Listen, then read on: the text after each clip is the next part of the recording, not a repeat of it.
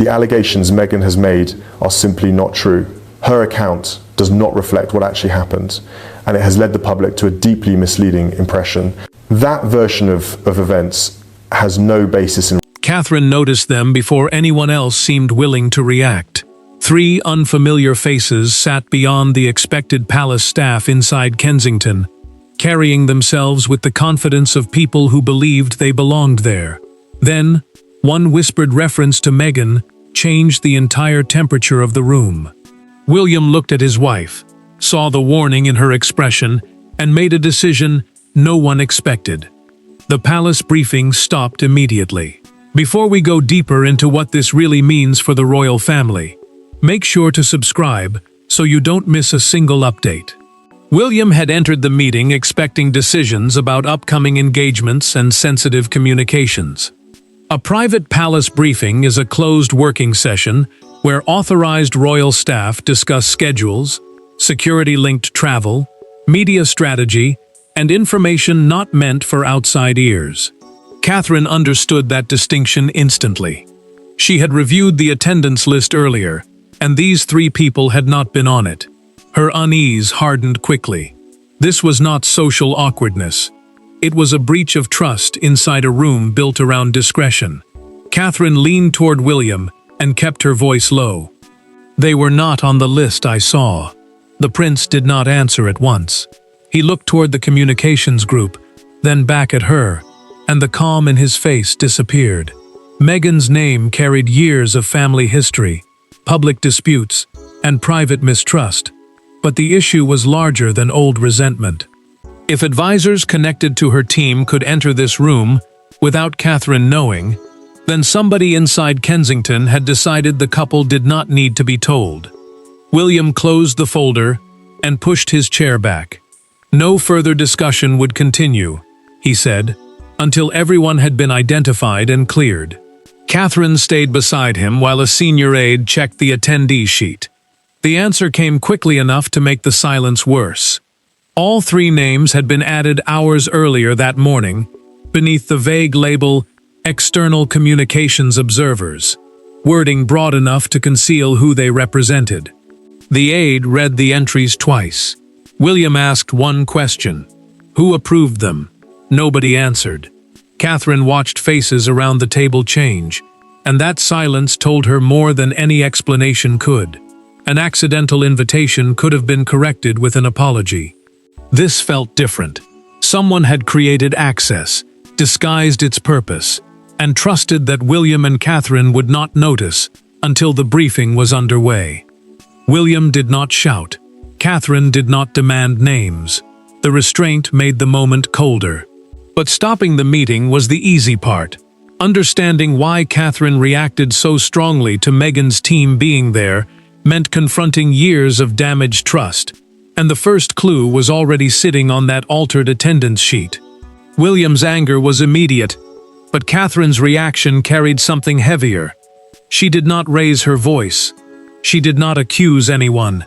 Instead, she remained beside the table after the others began leaving and repeated the same detail. Those people had been positioned close enough to hear everything. For William, that turned an awkward breach into something personal. For Catherine, it reopened a question she believed the family had already survived.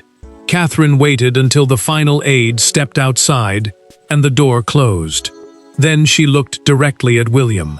The Prince and Princess of Wales household, the team responsible for supporting their official work, schedules, communications, and private royal responsibilities, depended on strict boundaries because even a small leak could expose future engagements, security-sensitive movements, or private family discussions. Catherine had spent years living under intense scrutiny, and she knew how quickly one private sentence could become a public weapon. William listened as she admitted what truly frightened her. Meghan had not been sitting in that room. That was not the point. The problem was that people connected to her outside circle had been allowed into a space Catherine believed was protected. She felt exposed because somebody else had quietly decided where the boundary should be. William wanted to confront whoever had approved it immediately. Yet he also knew one wrong move could place his wife back at the center of another bitter family conflict. Catherine hesitated, then gave him the detail that changed everything. Weeks earlier, during a palace reception, she had noticed one of those same advisors speaking quietly with a member of the communications staff. At the time, she had dismissed it as an ordinary professional conversation. Now the memory felt different. William asked her to describe exactly where they had been and how long they spoke. She remembered enough to make his expression tighten. William called for his private secretary and ordered every contact connected to the 3 invitations reconstructed. A private secretary is the senior aide who helps manage a royal's official work, correspondence, meetings, and access to sensitive information. The first check produced something troubling. At least one visitor had received temporary clearance through an internal recommendation instead of the normal advance approval route. Catherine heard that and fell silent. The discovery made William colder, not louder. Someone inside had vouched for that person.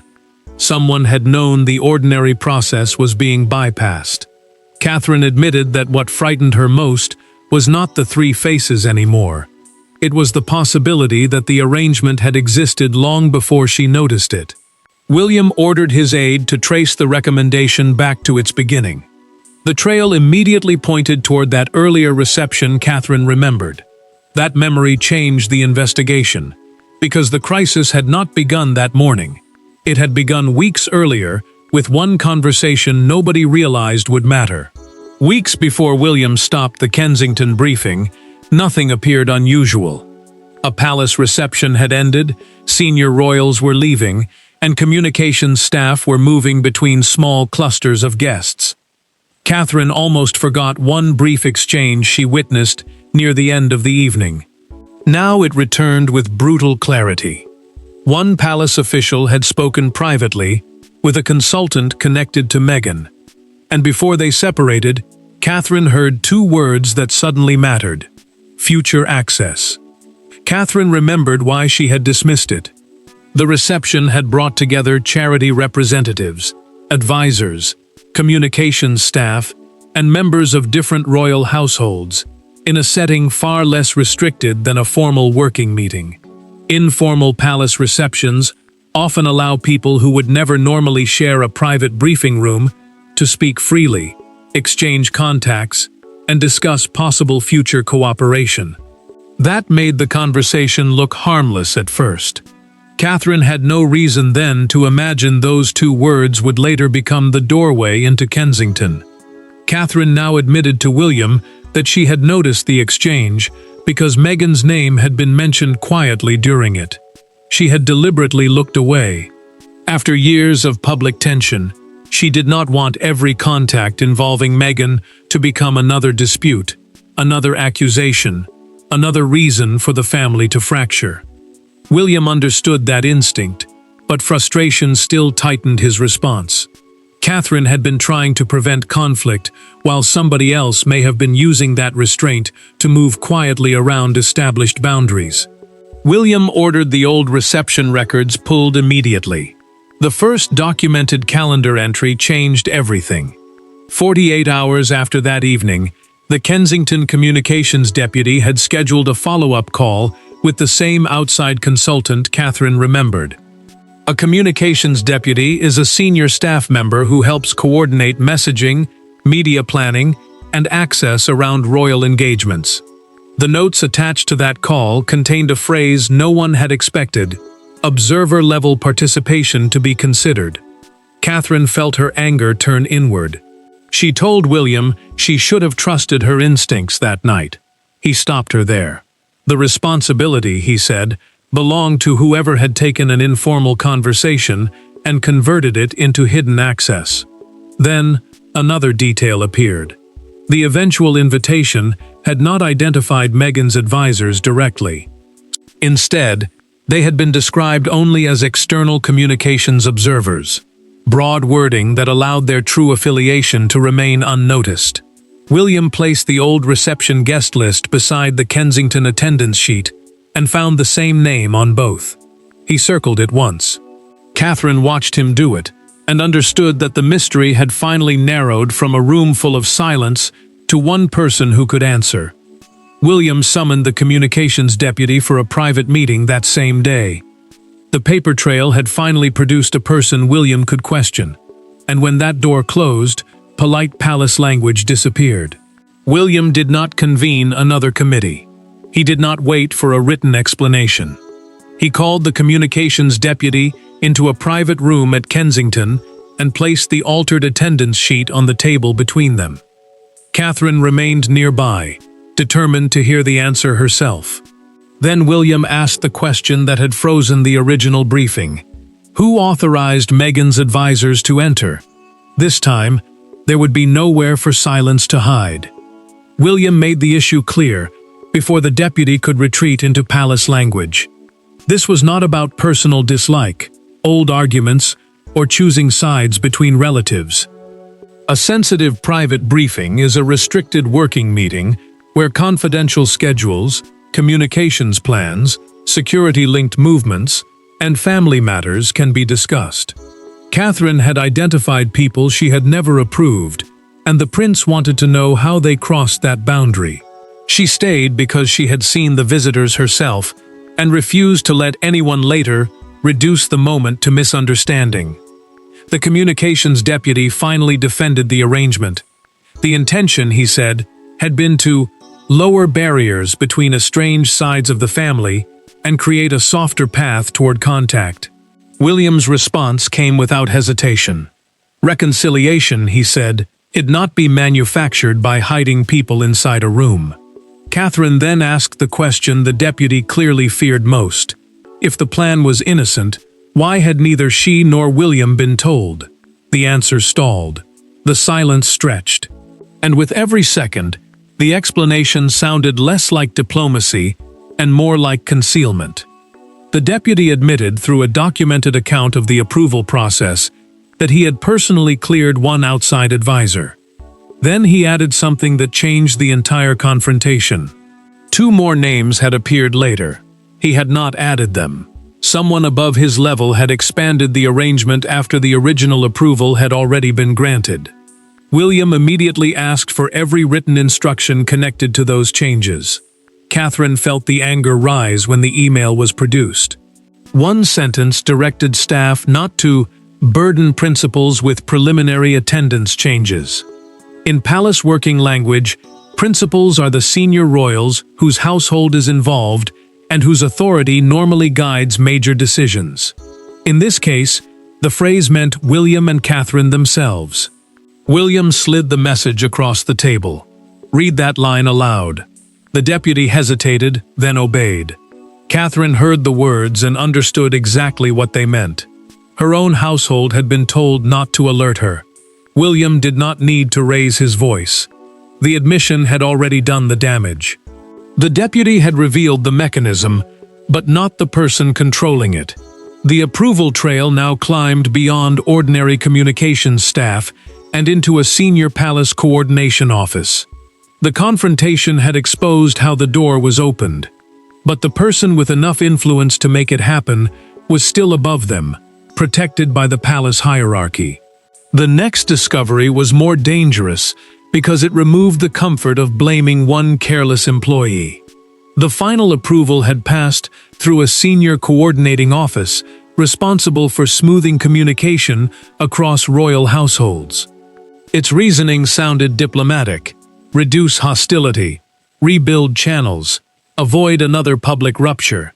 But William saw something else. Someone had decided that keeping peace with Meghan justified excluding him and Catherine from a decision involving their own private room. William understood why such an office existed. In this dramatized palace structure, a coordination office helps separate royal households, avoid conflicting schedules, messages, and decisions that could embarrass the monarchy or expose private disagreements. On paper, its purpose was stability, but Catherine saw the danger immediately. A system built to prevent conflict had quietly crossed into deciding what she and her husband should be allowed to know. Catherine feared another consequence. She knew how easily the dispute could be twisted into a story about her resisting reconciliation with Meghan. That was not what had happened. She had objected to undisclosed outsiders hearing sensitive discussions, not to the idea of family contact itself. William felt the same distinction burning beneath his anger. His authority over his own household had been weakened by officials who had convinced themselves they were protecting the crown from another rupture. William demanded the full written justification. The senior coordinator finally admitted, through an internal documented account, that the three observers were never meant to be a one-time experiment. Their presence was supposed to be the first stage of a wider attempt to reopen indirect communication with Meghan. If the Kensington session passed without objection, selected advisors could later attend other communications meetings under similar broad descriptions. Catherine heard that and went still. The plan had depended on silence. It had depended on William not asking questions.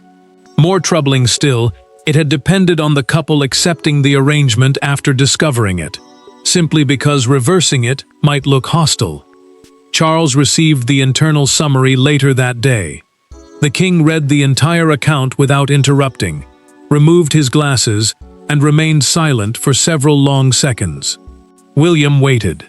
Catherine waited. Charles finally acknowledged what palace officials had refused to say plainly. His son should have been informed before any outside access was approved. Charles set the summary down. Peace built on concealment is not peace. William needed nothing more. Catherine understood the decision before he spoke. The experiment would end, the access would be reviewed, and nobody would hide behind diplomacy again. That sentence gave William the authority he needed, and within hours the people who created the arrangement began discovering what his decision would cost them. By the end of the day, the experiment was over.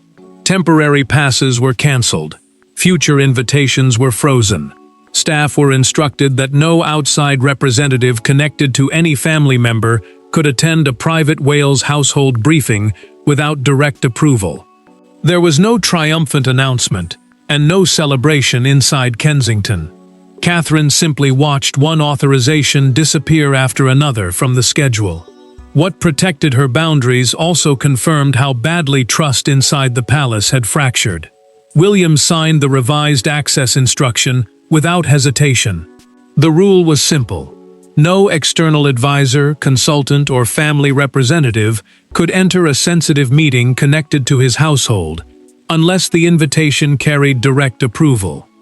That mattered, because these briefings could involve future engagements, security-linked movements, private correspondence, and family discussions never intended for outsiders.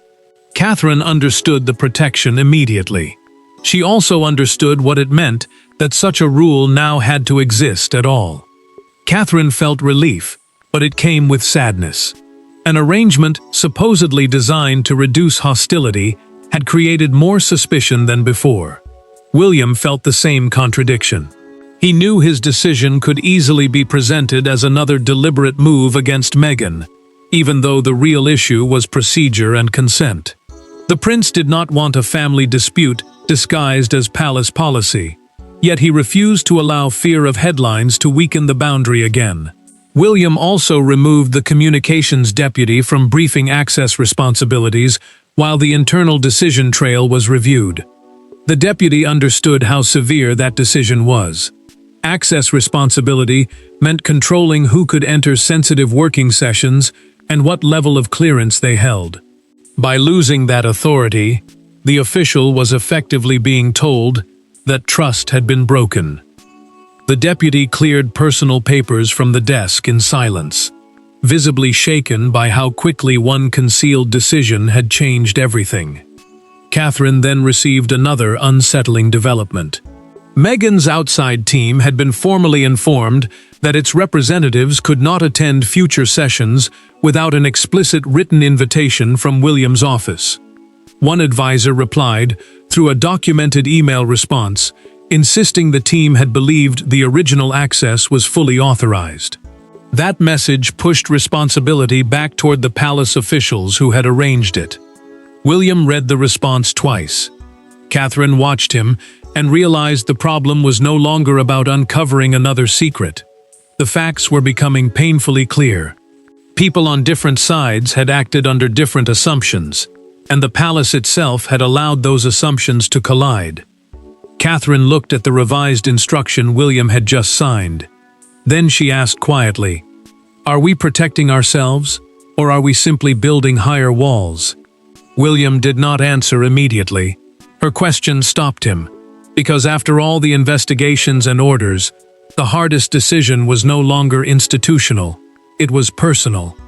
For the first time since the briefing stopped, there were no officials between them, no attendance sheets, no advisors, no palace language designed to soften uncomfortable truths. Catherine and William sat alone and confronted the part neither investigation could settle. Meghan remained family, whatever the institutional distance had become. Catherine did not ask William to punish anyone. She asked for something far simpler, and perhaps far harder. She wanted boundaries without permanent bitterness. Catherine spoke carefully, because she knew how easily anger could become policy. The access breach had frightened her, but not simply because the visitors were connected to Meghan. What disturbed her most was the secrecy. Someone had made a decision about her own working environment without telling her, and for a moment she had felt powerless inside the very household she was expected to help lead. William understood why that mattered. Their private responsibilities depended on trust, while any hope of family reconciliation depended on honesty. Mixing those two worlds through concealed access had damaged both. William admitted that his first instinct had been harsher. He had wanted every possible channel closed until there was no chance of another surprise. Catherine understood the anger behind that response, but she did not want another major family decision made entirely from hurt. She told him the palace had already made one mistake by trying to manufacture reconciliation. They should not answer that mistake by allowing bitterness to determine everything that came next. Catherine then offered a simpler rule. Any future contact with Meghan should be direct, or handled through representatives whose names and roles were openly declared beforehand. No hidden observers, no vague labels, no quiet attempts to place people inside meetings in the hope that nobody noticed. William listened, then agreed.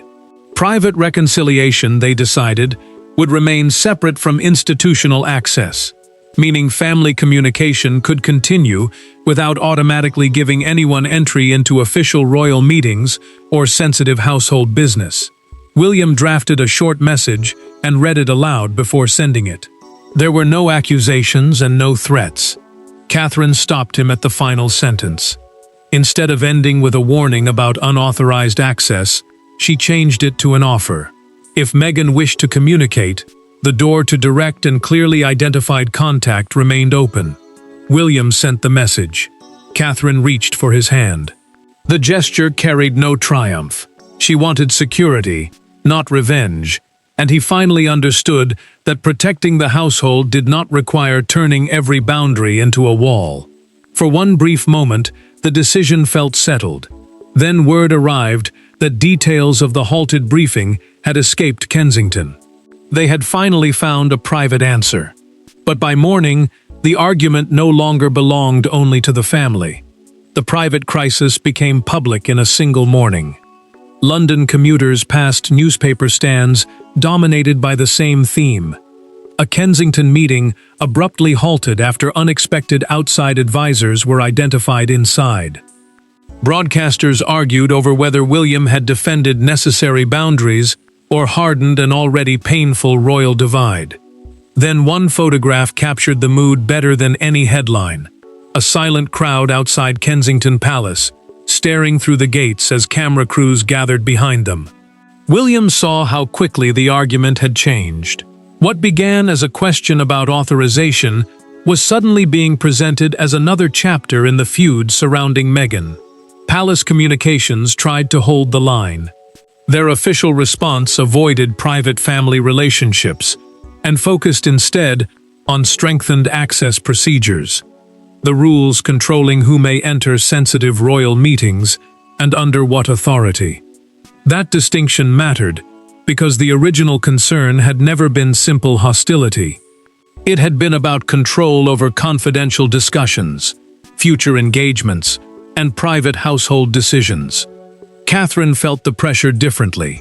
She feared her name would once again become shorthand for conflict when her actual request had been transparency. She had not demanded that every path to Meghan be closed.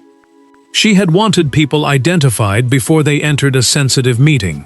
William understood her frustration, and his own anger grew as television panels reduced that distinction to a headline battle between him and his sister-in-law. Then the first major clarification emerged.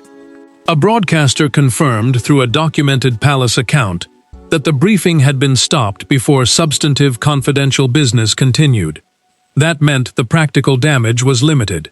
But another detail landed even harder. The three visitors had not slipped secretly through Kensington Palace. They possessed officially issued temporary credentials. The failure, therefore, was not at the gate. It had happened inside the authorization process itself. The public mood shifted almost instantly. One fictional morning front page captured it with 4 brutal words: "Who let them in?"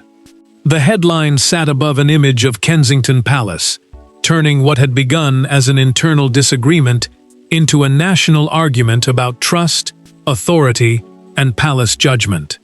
Outside the gates, television cameras recorded visitors holding the paper and discussing whether William had overreacted or acted exactly as any senior royal should.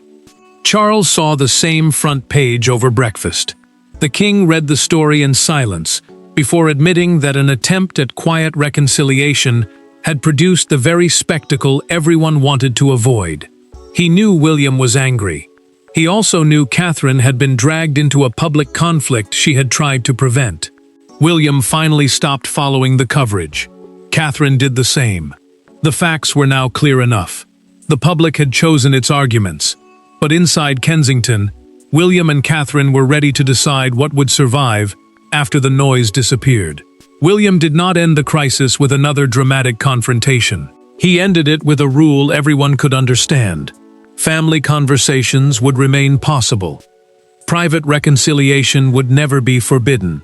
But nobody, whether connected to Meghan, another royal household, a charity, or an outside advisor, would again enter a sensitive Wales briefing through undisclosed arrangements. Catherine had noticed 3 unexpected people. What followed forced the palace to confront something larger. Trust cannot survive where consent is treated as optional. William made the new structure clear. Family access and institutional access would no longer be treated as the same thing. Private contact could happen. Conversations could happen. Reconciliation could still be possible. But entry into official royal meetings would require direct, transparent approval. Institutional access simply meant permission to enter formal working spaces where schedules, security-linked movements, communications plans, and sensitive household decisions might be discussed. The rule applied to everyone, which mattered because William refused to let the decision become another weapon aimed only at Meghan. Charles supported that distinction. The king understood that shutting every personal door could deepen the family divide, while leaving official boundaries vague could create another crisis. He backed William because the revised system protected both possibilities. Family communication remained open, but household authority remained firmly with the people responsible for that household. Catherine found relief in that balance. She accepted that her relationship with Meghan might remain difficult, but she would not allow fear to decide every future interaction. Catherine also understood something she had not understood on the morning the briefing stopped. The 3 advisors had not forced their way inside. A documented internal review showed they had entered using credentials granted through palace channels. The failure therefore belonged to the authorization process and to officials who had tried to create reconciliation without telling William or his wife. Those officials acknowledged that the experiment had crossed a boundary, and the arrangement was permanently abandoned. William recognized the deeper lesson as well.